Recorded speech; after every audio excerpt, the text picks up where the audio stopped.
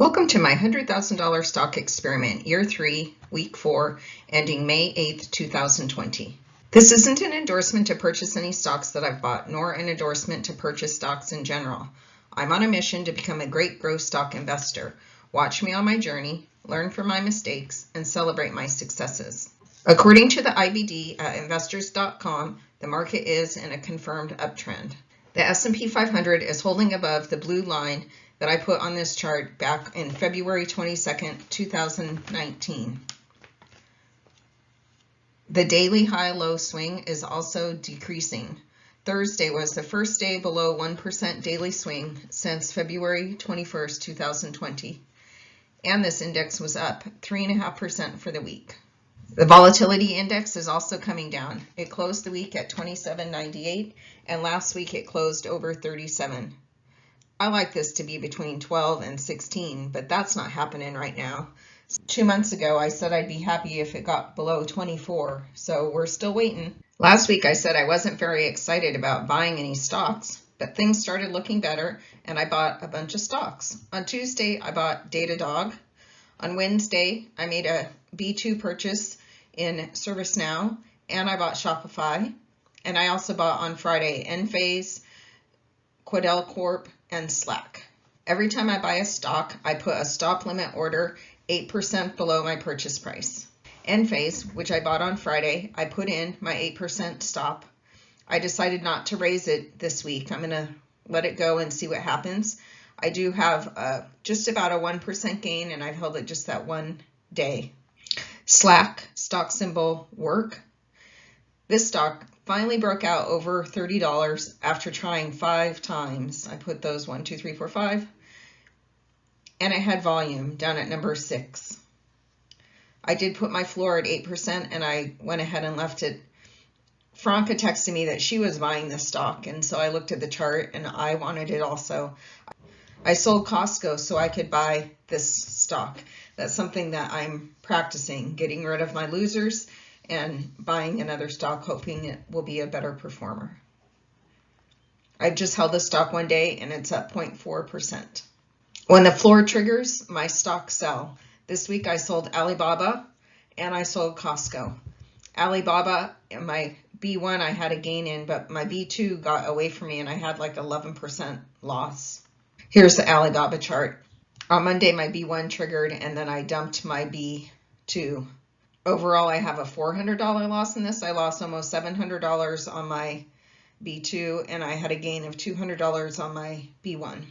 And Costco, I took a 3% loss on this so I could buy Slack, which is stock symbol WORK. This was my worst performing stock, so that's the one I chose to sell. If a position's doing well, I try and add to that. ServiceNow, my B1 is about 4 weeks old and I'm up over 26%, which is crazy. And then I just made a new purchase 3 days ago on Wednesday, and I'm up 0.1% on that. Every Friday or Saturday after the market closes, I review my charts and see if there's a good spot to raise the floor. Quidel Corp. I bought this one on Friday. I love the volume. Down at number 1, you can see it doesn't have very much volume, and over at number 2, that volume has really increased. And it did gap up on earnings. Up at number 3, the super long bar, that's the day that it gapped up. And then the short bar next to it, that's called an inside day, where it pretty much holds its price, but it doesn't go either above or below the high or the low from the day before. I did raise my floor on this to the 8-day simple moving average, well, you can see with that dash yellow line. And I held the stock for the 1 day, and I'm up 3%. Shopify. I bought this stock on Wednesday. I put my floor at the 8%, and then I raised it today to the 16-day simple moving average. It does have 2 down inside days. Like I said, those are days that it doesn't fall below or above the high, the low from the previous day. I've held the stock for 3 days and it's up 2.7%. Insight Corp. This is my only loser stock. I consider this my weakest stock, and I might sell it so I can do an add-on buy or buy a new stock. I've held it for 3 weeks and I'm down 1.6%. Chipotle Mexican Group. Finally, this stock made a move on Friday in nice volume. It wasn't super high volume, but it was above average.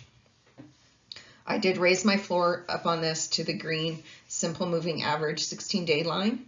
And if you look sort of at the top middle of this chart, that's the last high, that 52-week high of 940.28, and we're almost up to that point again.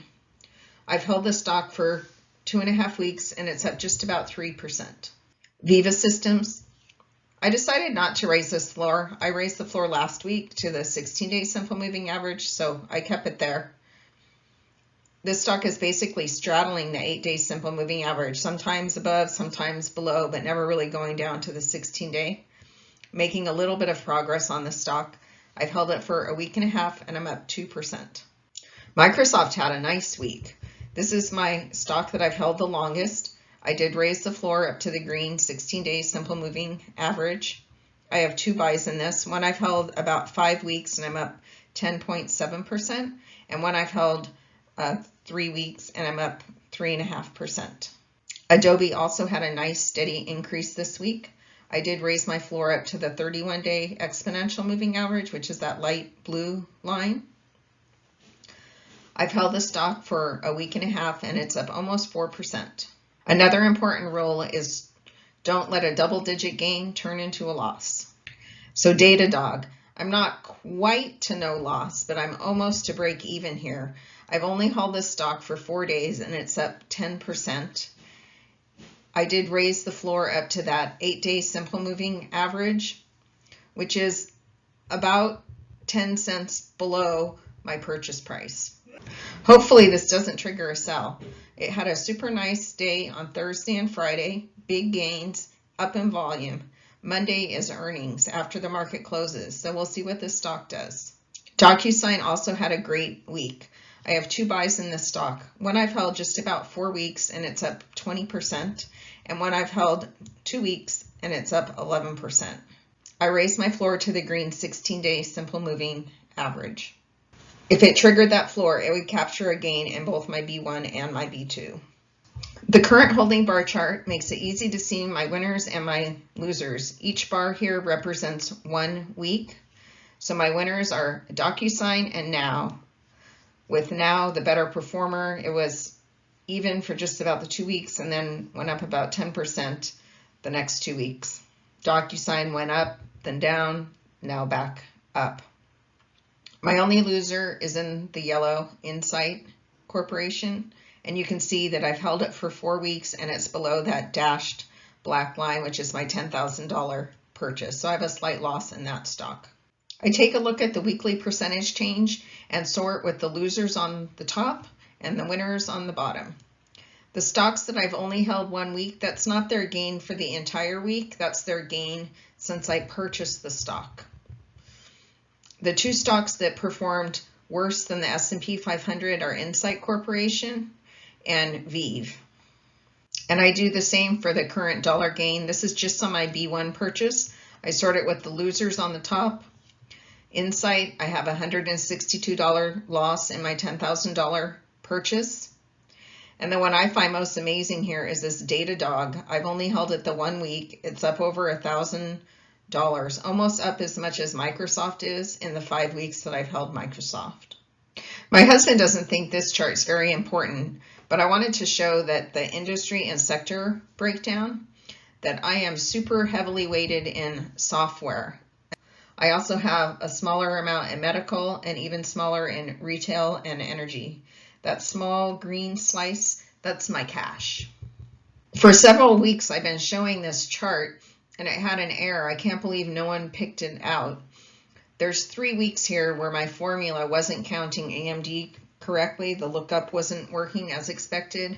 And so those 3 weeks are not down weeks for me. The chart really looks like this. And this week I had a great week.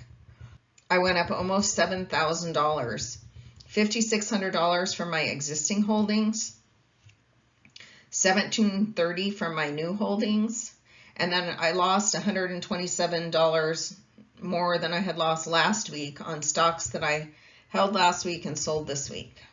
I've been doing this experiment for 3 years. You can see my year 1, year 2, and year 3 in the yellow for the Melissa method on the right-hand side and the S&P 500 in the middle. For my year 3 experiment, the S&P 500 is up 5% versus the Melissa method experiment, which is up 2.5%.